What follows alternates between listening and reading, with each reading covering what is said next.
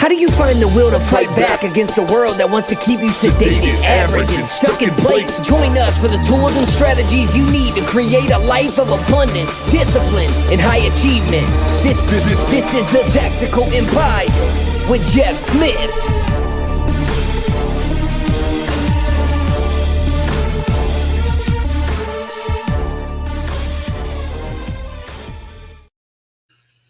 Welcome to another edition of the Tactical Empire. I'm here with Shawn again. How's it going, man? Oh, rolling. It's a good morning. I have a nice raspy voice from screaming at the top of my lungs in cold weather at the Baltimore Ravens Chiefs game. You know, I was on the last row of the stadium thinking that my high-pitched scream is going to make Patrick Mahomes' offensive lineman jump off sides, and it didn't work. It didn't work. They didn't have one offside penalty the whole game. There you go. Tough loss. Tough loss. That was a tough loss, yeah. But, we just drive home and move on with your life. I don't have to sulk the wounds. Not a big deal. But it was a great that whole thing plays into, today's topic. So I want to tell people, growing up, some of my fondest memories with my dad was going to Baltimore Ravens games. We got 2 season tickets in 2001. So I was about 13 years old. 2 tickets, literally the last row of the upper deck behind the end zone next to one of the small press boxes they get the game film from. There's 4 seats there. So my dad worked 50, 60 hour weeks. And, a good chunk of my life, he was third shift. So he'd work during the night when I was sleeping, and then he'd sleep during the day when I was awake. So, the only times I had one-on-one time was either hunting season or football season. So last week, I haven't been to a Ravens game in 2 years. So last week when the Ravens won against the Texans to host the AFC Championship, 5 minutes after the game, I got on SeatGeek, which is where they sell the tickets to get into Ravens Stadium. And lo and behold, the 2 seats next to my dad's 2 seats were available. So quick text to my brother, and we bought those, paid a premium price for them. But, it wasn't so much to go, hopefully we wanted to see a win, but that's not what it was about. It was about, we created a life of financial freedom and time freedom. And, dropping a premium dollar amount on nosebleed seats to be able to sit next to my dad and his fiance, but it was to not tell them we were coming. And they always tailgate about 4.5 hours prior to the game. So I knew he'd arrive at 11 o'clock. So me and my brother come pulling up at 11:30 on game day, screaming, "Let's go Ravens." They had no idea. My uncle was there. They had no idea. And just that moment, right? That eye contact. Yeah, I could close my eyes. I'll see it for the rest of my life. That eye contact and that what's going on here? Who are these people screaming?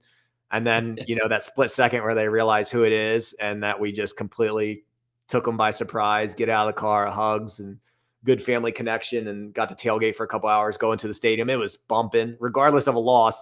When you're hosting an AFC Championship game, man, they pulled out all the stops there and just, we didn't have random seats. So we settled down, we got talking. And finally my dad was like, "Well, where are your seats?" And I was like, "I don't know. Let me check my phone." I grabbed my phone, and he's had the same seats for 22 years. So he knows exactly what section, what row, what seat. And he knows there's only 4 seats. So he knows the 4 fucking numbers. So I was like, section 513. And, "Oh, that's our section." I said, "No shit." I said, "Row 24. And right when I said row 24, he fucking knew. And I said, "Seat 25, 26. And he's like, "You got, if you guys are watching the YouTube, I got a big ass smile on my face right here. So I'm 35 years old, dude. And that was worth every penny to drop and just create a core memory with, my dad who's in his 60s. And, I hope I have 20 some, 30 some more years with him. But I know that memory will be there for the rest of time. So it was a great day. But let's talk about freedom, man, because I think you have a very unique way, outside of just saying, "Oh, freedom of time, freedom of money." I think within the Tactical Empire in the inner circle, you have a very unique definition and thoughts on freedom and what it is and what it can be for different people. It doesn't have to be the same thing for everyone, but balls tossed in your court, man. What is freedom? How do you look at it? How do you view it? First of all, that's a tremendous story, man. And that is truly what it's all about. You created an experience that your family will remember forever. So congrats. Yeah. That's awesome. Congrats for working yourself into that position. So That is tremendous. Freedom, man, it is whatever you want it to be. Like that's what's so tough about it from a definition standpoint. Mm. It's just free to be free of the constraints of conventional norms, if you will. And also, I think one of the most freeing things you can do for yourself and your family is really just determine what's important for you and your family, and not allow like the opinions of others to kind of penetrate your headspace. Mm. And I think that's where like stoicism and some other practices of like mental health and mental fortitude and resilience, all of those things come into play, because you really have to just be crystal clear on who you are Mm. as a person. And then that's why core values are important and things like that, because as long as you're crystal clear on who you are and who your family is and the direction that you're taking everything, and then if you're living those values and you're doing the best you can and you're being consistent in your approach to improvement and expansion in those areas, I think it makes it very easy to kind of like pave your own way, as far as like I can live with confidence in the decisions that I make because of how long my track record is of doing the things I say I'm going to do and following through and being the person that I talk about being, if you will. And so I think that's where freedom derives itself from originally. And because a lot of people are slaves of a lot of different constraints, whether that's financial, whether that's job constraints, whether that's the opinions of their fucking neighbors. I, you name it. Maybe it's the opinions of your friends. It's who you grew up with. It's your social circle. It's your parents. I don't know. Everybody's got their own things they have to work through. And that's why, like, you really have to embrace the process of growth to really achieve any sort of freedom at all. Because, and I honestly think this is somewhat how you're wired though, too, because some people are wired to be a 9 to 5 person and work for other people and feel that sense of security and do that type of thing. And then there's another group of people that there's a much larger swath of people, I think, that probably just go about that business because it's a means to an end. Mm. And then they're over sedating in different ways to make themselves feel like I'm not leaving a shitload on the table. Cause like I spent a lot of time in the corporate world. When I was in the corporate world, I was constantly doing that because I was like, man, this is not, you have no ability to seek out the edges of your potential Mhm. in that type of environment, because it's just so safe and contrived and like confined, and that leaves like human nature to suffer. And but you're doing it for your family, or you're doing it because of this perception of why you're doing it. Means to an end. When I'm 65, I'll go travel. When I'm 60, when my 401k kicks in, when I'm 59 and a half years old, I'll go do all the things I've been meaning to do. And so, I mean, I don't know where you were wanting me to take that freedom definition, but ultimately, I think it's really just putting a stake in the ground and deciding that you're not comfortable with the status quo that you're living right now, and then seeking out what the definition of that is to you. Mhm. And I think that's one thing that makes our group so unique, is that I don't try to dictate that for anybody. And so there's not like the tactical empire way. It's just like, what do you want to do? Raise chickens, fucking Yeah, yeah. homestead, like live in the Live in an city. RV with 6 people and a big dog, whoever those people are. Sure. And so it really is just getting clear on who you are and what you want and what's best for your family, and understanding like the season of life that you're in. But also, I think one thing that's unique that we preach and teach is that, like, I'm still connected to like growing in all aspects. So like I'm not trying to shut it down and go RV with my family and like Mm. I'm trying to fucking have it all, dude. Yeah, yeah. I want to go to 50 states with my kids while they're young enough to live with us and want to be around us. And I also want to make a fuckload of money at the Mhm. same exact time. And I am of the belief system that I can do it. And so I'm going to show you how I'm going to do it. And Yeah. and I think that's where people get caught up in the binary nature of things. Like, if I do this, then I've got to give up this. If I want to live in an RV, then I've got to live a pauper's lifestyle. Or like, you can't have everything. And that's going back to like my distrust of authority. Like, I've just never subscribed to that train of thought that like, well, if you want safety and security, you've got to go work for someone else who can fire you every Friday.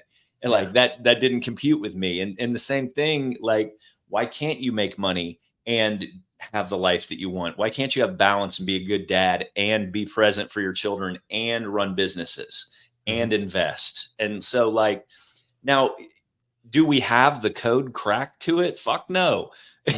Like, do you make mistakes every step of the way? Yeah. But like, it's all trial and error and working into like it. For me, I feel really spectacular about what we're about to do, just specifically because I think it shows our kids that like they can do whatever the fuck they want to do. And like that to me is the most important aspect of what we're doing, because I don't want them to feel constrained to doing something like somebody else does it to reach the objective that they want to reach, right? And like that is the challenge that I have for myself, because I don't know how to get there yet of what we're doing. I mean, I have a pseudo plan, but best laid plans go out the door instantly. And so I just think that you really try to squeeze the most out of you can out of life all the time, and then be very diligent in projecting where you're going with regards to what you're building, because that is one thing that I've done over and over again. And I talk about it as far as like not building yourself a cage. Like, when you approach a business or an opportunity or an investment or anything, like, what will this look like in 2 years? And you don't know exactly what it's going to look like in 2 years, but like, the test is like, am I ever going to be called in to do this? Like, I shot franchises for a long time, and I've told this story in the group a couple times, but like, I looked into sandwich shops for a long time, not Subway, but another very well-known one, Jimmy John's, I think it was. And they had great margins. And I was like, okay, I could stand up a couple of these. These are awesome. But then like the worst case scenario 2-year thing had me saying, man, I'm going to work with an ever revolving door of 16-year-olds. And like, what is going to be the insulator for me going in to make sandwiches at some point in time? And like, could I see myself going in to make sandwiches, and do I have the desire to do that? And the answer was absolutely not. And so like, I squashed that idea immediately, regardless of net profit and everything else. And so I think you need to be thoughtful in where you're going with that. And that's one thing we talk about a lot in all the different groups that we're in choosing an asset class and choosing investment styles and things like that, because it really is dependent on you and how involved you want to be with things. Yeah. I mean, I had a feeling I knew where you were going to take that, and that's where you took it, because I've been a student of yours. I think I'll rein it back to how most people may define freedom, which is how I defined it years ago, which was just the blatant, what I said earlier in the podcast, the freedom of time and money. And I think you need the money before you can have the time, unless you're going to live like a pauper and live like a monk and not, live on $572.36 for the rest of your life. And so I was so dedicated, and I still care about money, obviously, but I was so dedicated to making sure that I was building a strong financial base in my 20s going into my 30s, because I wanted some sort of freedom. I didn't know what that actually looked like, but I knew, I had a feeling that money was going to be a part of that, because my parents would come home from work every day, and it's like, man, they didn't have freedom to do some of the things that they wanted to do, because they needed to earn X amount of dollars to raise 3 kids and so on and so forth. And so once I got some sort of freedom of money, it allowed me to buy back the time to start doing some of the things that I came into realizing that I wanted, especially as I got married and brought kids in the world. But my mindset, my mindset has expanded outwards to what you've just referenced for 8 to 9 minutes, which was, well, the freedom actually starts with you, because you could have the money and you could have the time, but if you don't have freedom from the chains of, let's just start with your own thoughts. And I use the example of my parents because I'm going to bring it back here is you don't need to own a business or have complete freedom of schedule to have freedom. Where my mind goes is, you could have a 9 to 5 job, let's say 8 hours a day. Cool. You could make really good money. You could be a steward of it to where you're spending less than you make. You have 16 other hours in the day. You're going to sleep 6 to 8 of those, and then you go do what you want. That's perfectly fine. You have tons of freedom. But if you're that person and you still think of all these things that are holding you back, you're not progressing as an individual. You need to get freedom of your own thoughts. But the one thing that I keep coming back to is, you could have that job, you could have that money, you could have that time outside of work. But the thing that I get so hung up on people that have W-2s is, hey, do you want to go to that Ravens game on Sunday? Oh man, let me reach out to HR, see if I can take Monday off. Like that, dude, that right there sets off a whole nother thing inside of me. And let's say that's not the case. Like, hey, I want to take a summer vacation and I want to do it the week of June 29th to July 6th. Oh, a full week. Great. Well, you have 2 to 3 weeks vacation at your job, but that week is inventory. And you're not like, what? Like, you have the freedom to take 3 weeks off, but you don't have the freedom to take off the week that you actually want. Like that to me, man, like, let's bring it back to the freedom of the thought. What that person says is, I 100% am not allowed to take that week off. They won't even go ask for it. Mm-hmm. Like that's not free. Like that's not freedom. Hey, they might come back and say no, but they didn't even have the freedom to let themselves ask for that thing. Having a conversation with someone, great job. Okay. Her last name rhymes with mine. Actually, it's the same last name. We're talking about her job, and she great work, great salary. And I was challenging her on a few things, and she was like, well, my company wouldn't do that. I said, well, did you ask for it? Well, no. Well, why not? So like that's a constraint. That is a self-imposed constraint. Now, whether or not you get that thing you actually asked for is a whole different ballgame. That's not even the topic we're talking about. The freedom to open yourself up to what you actually want. If you have a thought, but your next thought is, I can't have that because XYZ. I can't have that because so-and-so. I can't have that because like, that's not freedom at all, regardless of what your bank account says or regardless of how much free time you have. And I say all that, Jeff, to come back to your thing. It really is you. It's freedom of what the hell is holding you back. And I am a practitioner of stoicism. Actually, this morning was the last question I had to answer to finish the full year of the Daily Stoic Journal that goes along with the book, because I didn't start it on January 1st last year. So I knew I was coming up on it, but I turned the page this morning. I was like, oh shit, this is the last one for journaling every single day for 365 days. And so now I'm going to start it again, but I'm going to start by reading my answer to the questions 365 days ago. And I already know what chains I've let go of over the past 365 days by doing those questions. And it's all internal work. It's all internal work. And that's why I love stoicism. Yeah. Yeah. I do too. Cause I mean, it really helps you kind of balance your thoughts in your reactions. I think most people don't take the time, especially in today's day and age where we're like inundated with inputs from every single thing that we walk by, electronics and everything else. Like we're not forced to do the asking of the question, like why do I feel this way? Like what is the underlying emotion behind like this initial surface level emotion? And that's where people are slaves to their own mind. I mean, I see this a lot in like shedding the identity of who you are in certain professions and things like that. Coming from special operations, like that's an identity. And so much like a pro athlete or an athlete who spent a lot of time working on something, when you are in a high level organization like that is your identity, and nothing else really matters. You don't have to justify it on any level. Like that's what you do, and that's who you are. And so when you leave that, it leaves you with all that emptiness and the holes of those questions, and like it lends itself to like what the next thing is going to be. And some people get stuck in that, and they become Uncle Rico, and they're not progressing. And I think that's one thing that somehow innately I got that ability, which is like just to move on to the next thing as fast as I could.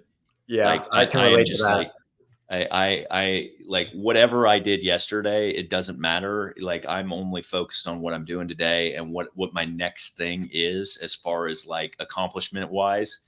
And so I did not suffer from that particular issue, although I totally understand it and I see how people like have those identity issues. I suffered from it a little differently, and then I went the wrong direction. So I made a decision quicker than I should have, and it got me boxed into a position where I was like fucking Jake from State Farm and khakis and cubicles and all that other shit. And like, so I built myself that cage where I was like, holy fuck, dude, what do I have? And like, what have I done with myself? So when you think about that from your mindset perspective, and you're trying to be like a person who can process these things and balance them, it allows you to sift through all the shit to actually find what you want to. So you don't have to do all the chasing of the conventional things that people are going after, cars and houses and stuff like that.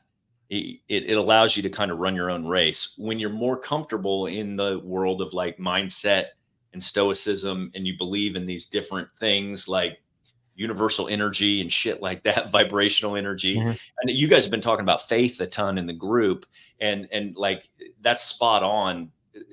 One of the most important things. I think that believing in a higher power of some sort is super important to centering yourself with regards to like where you're at with your life. Yeah. Oh, now we're gonna just flip gears here. I think it does come back to the person. You have to be willing and open to challenge yourself. And you brought up faith there at the end, and you know, there are men of spiritual faith in the group, and it's taken me a while to get to that point. But I just posted something on social media about making a book recommendation that you normally don't see that book recommended on posts like this. And one of the guys recommended Shoe Dog, which I normally see on a list like that. But, Sure. It's Phil Knight's memoir of Nike. And that book stands out to me because I read it years ago as I was trying to build my business and going through some struggles and not growing. And at the very end of that book, right, you've just read the whole thing on how Nike was nothing. Like Nike was nothing. And this was back in the 70s, 80s, when you couldn't just call up the company in China and ask for the shoes. They would wait months. They'd get a loan from a bank, wait months, and then they'd get the product and it was shit, right? Like it was just such a slow process. And then he becomes, super uber successful. But at the end of the book, he was talking about the struggle of entrepreneurship. And he said, at the end of the day, you have to have faith. Not faith how others define faith, how you define faith in your heart. And at that point, I wasn't spiritual at all. And he didn't say a thing about spirituality. He just said faith, however you define faith in your heart. Doesn't matter how anyone else defines. And dude, I remember I was sitting in a hotel room in Boone, North Carolina, and I started crying when I read that. And that still resonates with me because it's like, even if it's not a higher power, there's something happening in the world that you don't control, but it's looking after your best interest. And so when you think about faith in your heart, it goes back to the soul. And another good book is The Untethered Soul, which someone recommended. It's actually behind my head. I think it's right there, The Untethered Soul.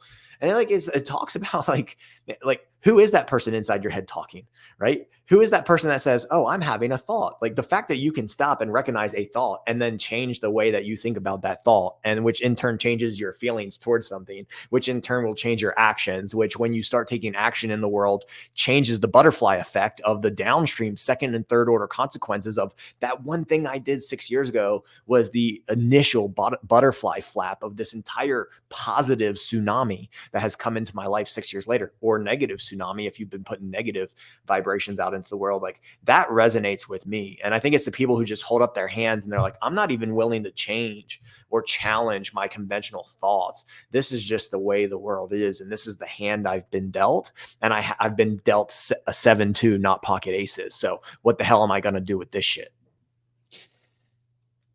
Yeah, but what if everything you've ever wanted is already right there, and you just have to become more aware of how it's presenting itself in your life right at this moment?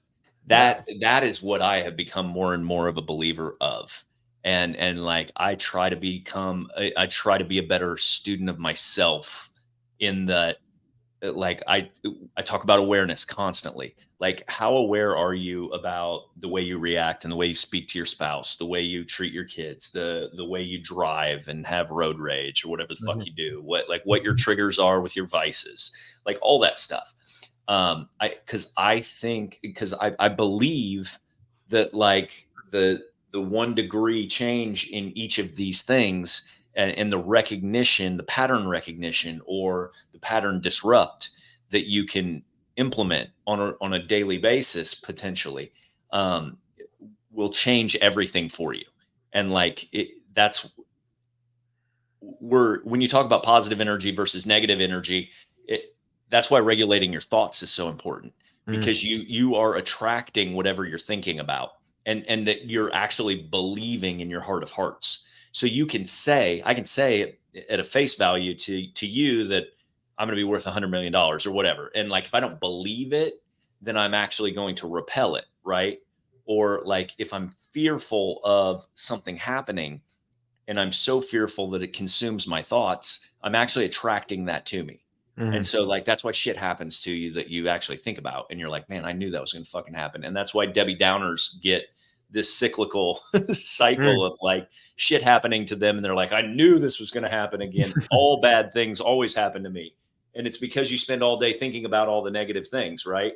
And so I've just seen that pattern manifest itself in my life, positively and negatively. Sure. But like the older I get and the wiser I get and the more I try to pay attention, I really, really just am a huge believer of like the energy that you put out is what you're going to attract and receive. And that faithfulness goes back to having a level of calm about what you're wanting. This is what I was terrible at in my 30s, because I forced everything. I went so hard towards everything. I wanted everything. And what happens is you go chase that money or whatever you're doing. You chase that success, try to make your business successful. Like those of us that are entrepreneurs we've all reached a point in time where we worked so hard to make things go right and everything just went wrong. So you just put in more hours, you did more things, and nothing went right. And it's because you necessarily were wanting for it from a place of lack. And what that does is it amplifies and manifests more lack in your life. So if you're short on bills and that's all you can think about is like making payroll at the end of the week, and like it consumes you, you're sure enough going to stay in that exact same spot. Something's going to happen. You're even if you come into a windfall of money, it's going to disappear and go out the back door. And it's because you're projecting everything that you're doing from a place of lack rather than a place of comfort and abundance and calm. Like I think calm is one of the hardest emotions for entrepreneurs to really embrace, and like just understand that we've done the work, and that if you continue to do the work, and everything is going to present itself in a timely manner. in the time it's supposed to, is what I mean. And like, there's just some things you cannot force as far as like income and things like that. Because if you do, it'll backfire and blow up and you'll never hit your numbers. You'll drive yourself crazy. You'll get divorced and your kids will hate you and everything else. Right. Yeah. Yeah.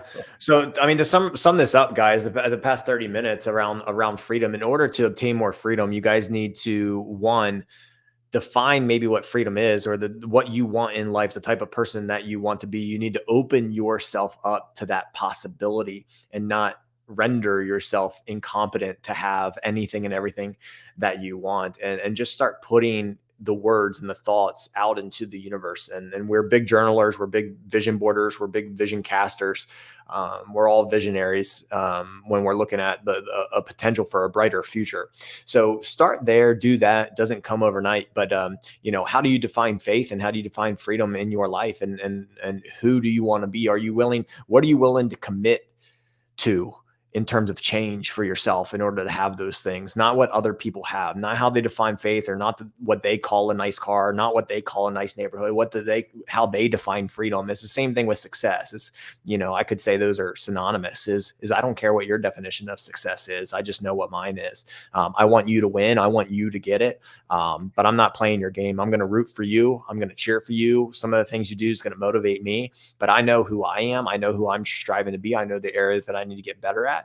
But I know where my guardrails are. I know what I'm willing to commit to and what I'm not willing to commit to get what I want.